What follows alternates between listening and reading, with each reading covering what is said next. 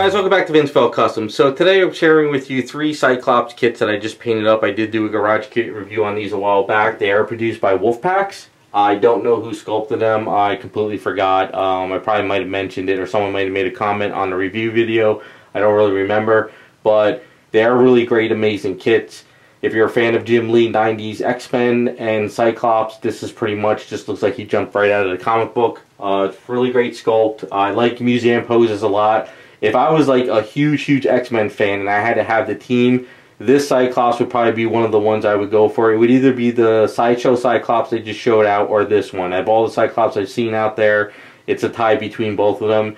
But other than that, I think, you know, it's a really great sculpt, except yellow painting is a nightmare. It is an absolute nightmare, especially with blue, because if you're not really careful about mixing the colors or you do layering, too much green will come out of it. But other than that, I got through the hump. It took a little while, but we'll kind of go over everything. We're going to focus mostly on the middle Cyclops the most because I can actually turn him. The other two I can't really turn too well, and I wanted to show them all in the video.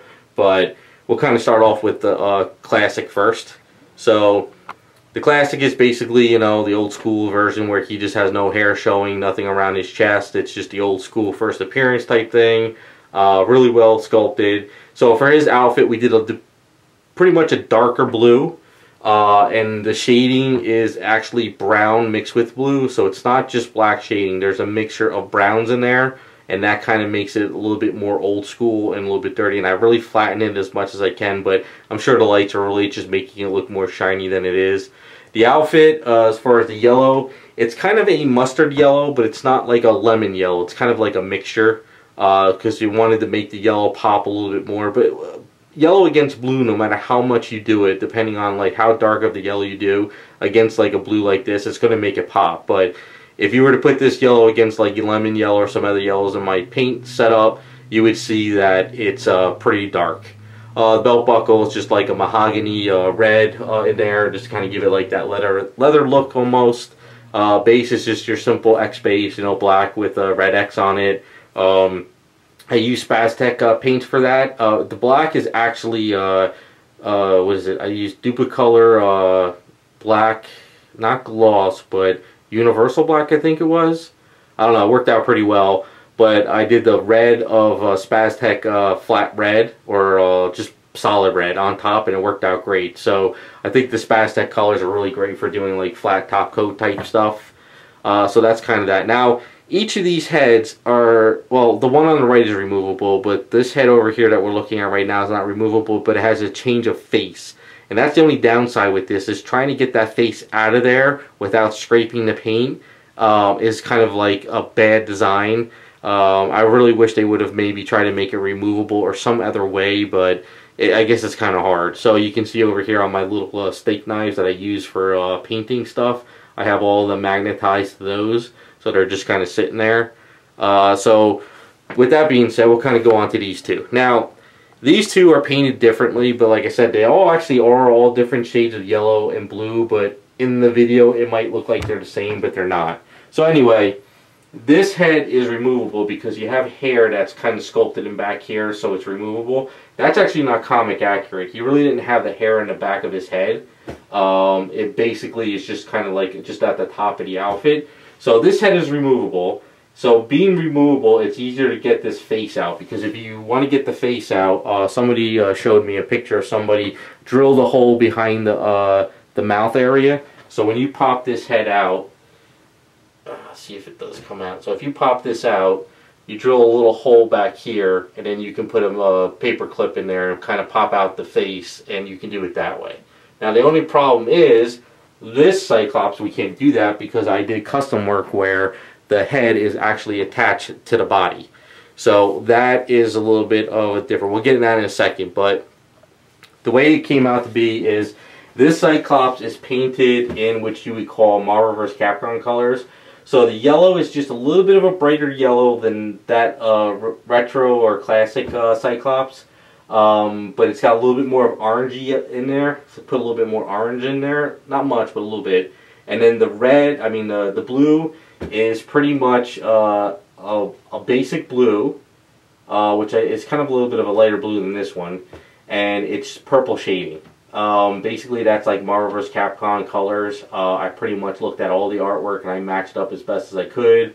Didn't really go too crazy with any kind of weathering or anything like that on it. Just try to keep it as clean as possible. But like I said, yellow is just a nightmare color. The base is basically the same thing, except for this base they wanted a silver trim, because I guess it's going with a couple of the other stuff in their collection, so this one is a little bit separate. Now, this is kind of the main one we focused on in the center here.